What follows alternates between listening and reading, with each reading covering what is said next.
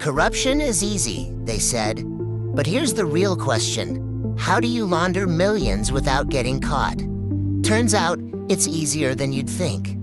The answer? Monaco. Yeah, Monaco. That tiny principality where billionaires park their yachts. Let's say you've just stolen 10 million in taxpayer money.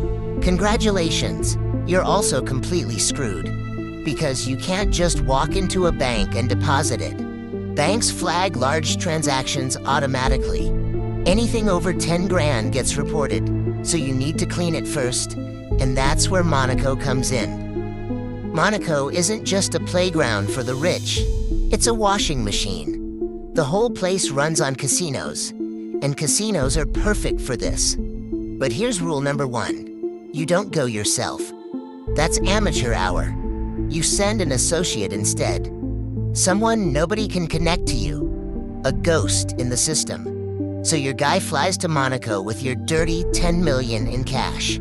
He walks into one of those glittering casinos and heads straight for the poker tables. Not blackjack, not roulette, not slots. Poker. And here's why poker is crucial to the whole operation. In every other casino game, you're playing against the house. But in poker, you're playing against other people at your table. And here's where it gets brilliant. Those other people sitting at the table, they all work for you too.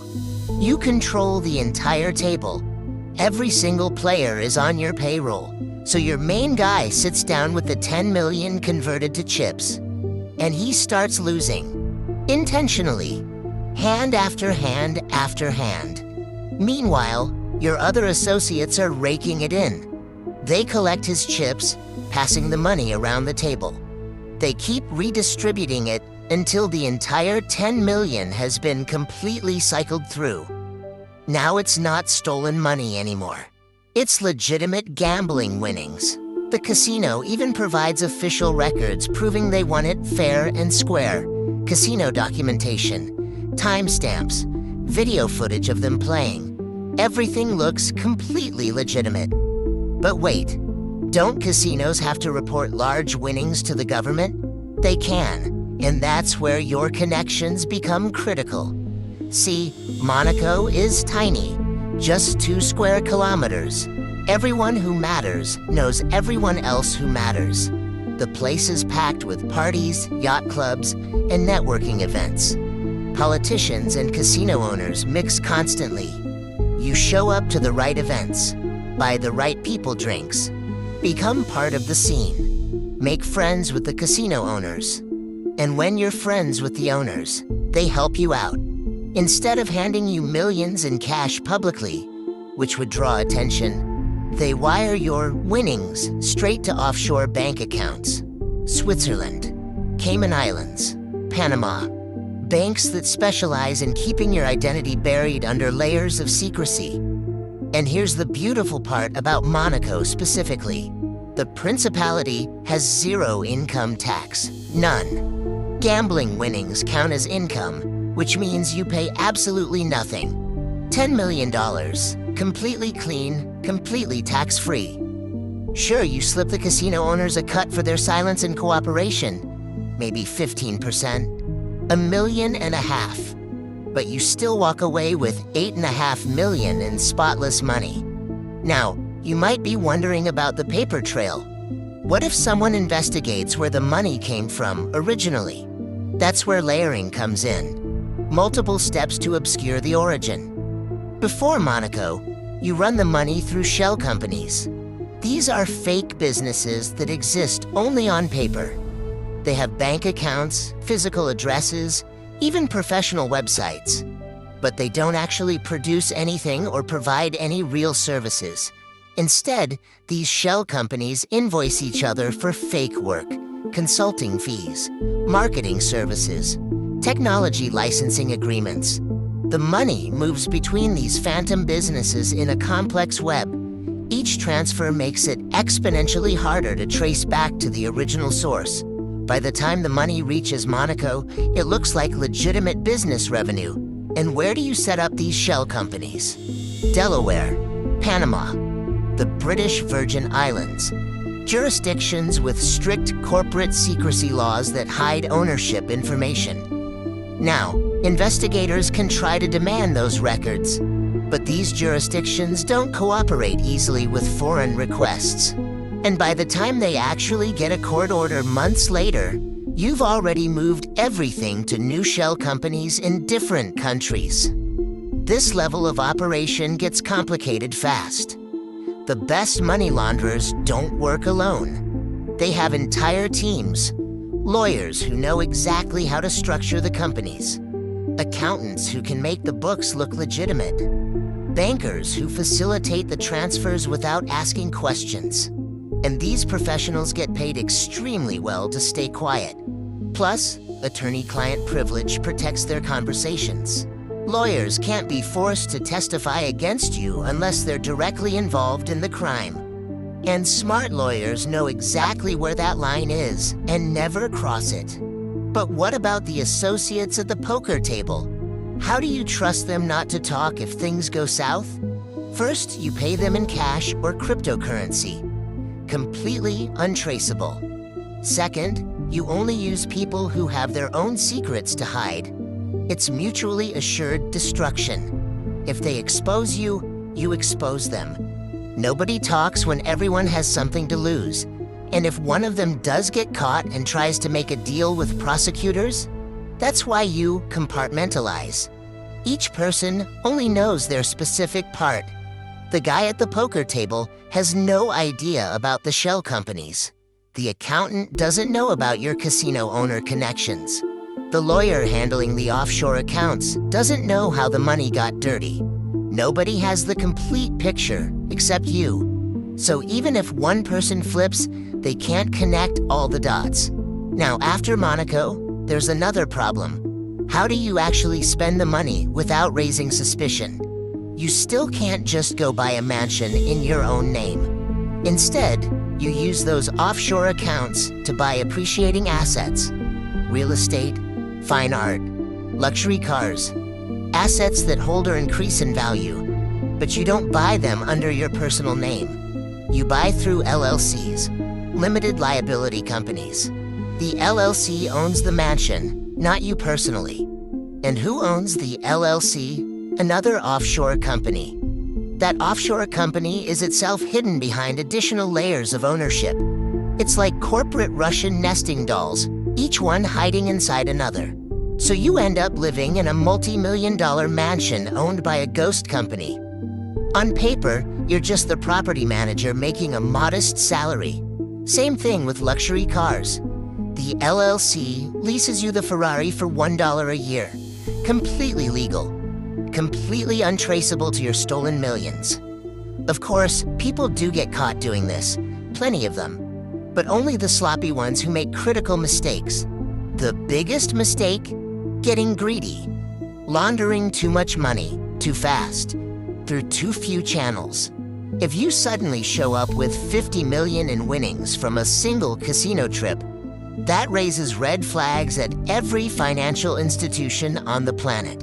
Smart launderers spread it out over months or even years. Small amounts that don't trigger automatic reporting thresholds. The other common mistake? Living too lavishly too soon. You're a low-level government bureaucrat officially making $60,000 a year. Then suddenly, you're driving a Lamborghini and wearing a Rolex. Your neighbors notice, your coworkers notice, and investigators definitely notice. So you have to keep living modestly for a while. Slowly, gradually, upgrade your lifestyle over time. Claim you made some smart investments.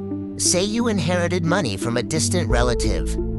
And yes, investigators can check if you actually inherited anything. That's why sophisticated operators forge inheritance documents.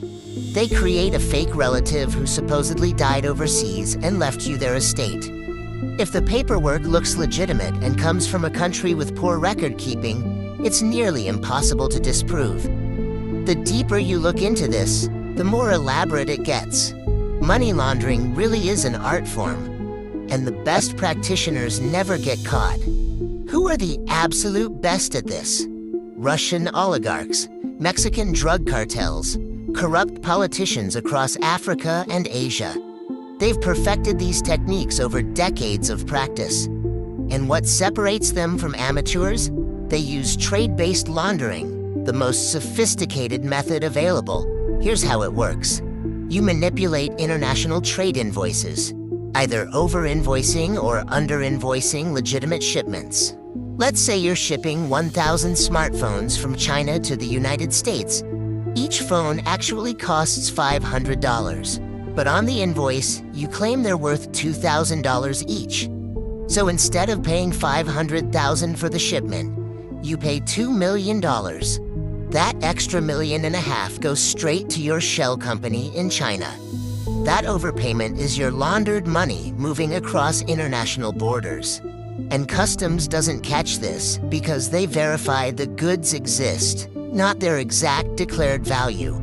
As long as 1,000 phones physically cross the border, the paperwork clears.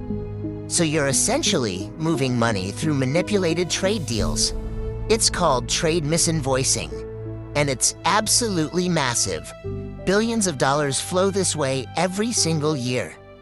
Actually, the Global Financial Integrity Organization estimates over $1 trillion annually in illicit financial flows. That's more than the entire GDP of most countries. And Monaco? It's just one very glamorous piece of this global puzzle. Rich people go there for yacht parties and Formula One races. Nobody thinks of it as a place to hide criminal money.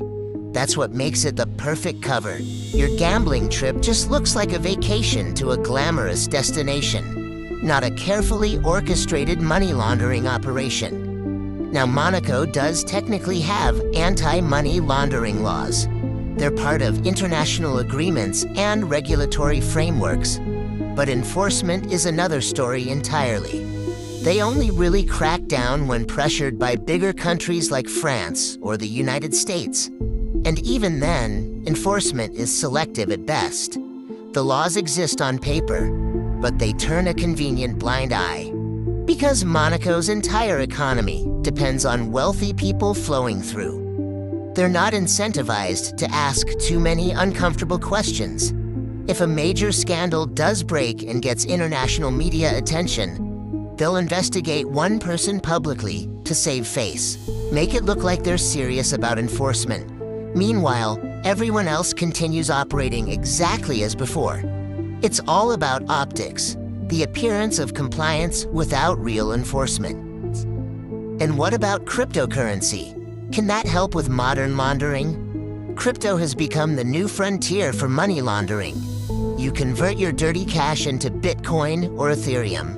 Then you run it through mixing services that scramble the transactions. These services combine your coins with thousands of others, making it nearly impossible to trace the original source.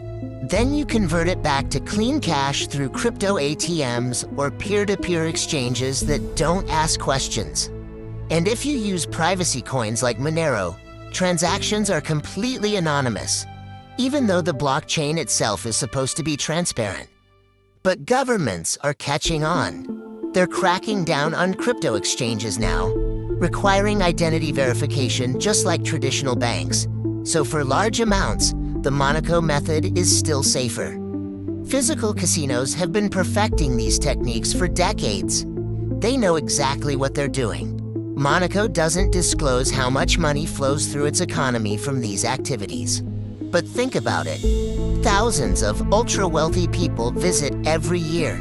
Casinos taking their cuts, hotels fully booked, restaurants packed, luxury stores doing massive business. Their entire economic ecosystem is built around this flow of capital, so they'll never shut it down. Why would they? It's perfectly designed to serve everyone's interests. Journalists have tried to expose this system. The Panama Papers, the Paradise Papers. Those massive leaks showed exactly how the ultra-rich hide their money. And what happened after those explosive revelations? A few politicians resigned. Some companies paid nominal fines, but the system itself still operating at full capacity because powerful people benefit from it. Politicians, CEOs, celebrities. They all use these exact same methods. It's too big to fail, too connected to ever truly shut down. You shut down Monaco, and the money just moves to Dubai or Singapore. It's a global game of whack-a-mole that regulators can never win. So yes, people actually do this, all the time. Monaco exists for this exact reason. And as long as there's dirty money in the world, there will always be places designed to clean it. But here's your final warning. Don't try this. Not at home. Not anywhere. Because when they do catch you, and they eventually will, there's no casino owner who'll bail you out. No lawyer who can make it disappear. You'll be the one losing everything. And this time, it won't be on purpose.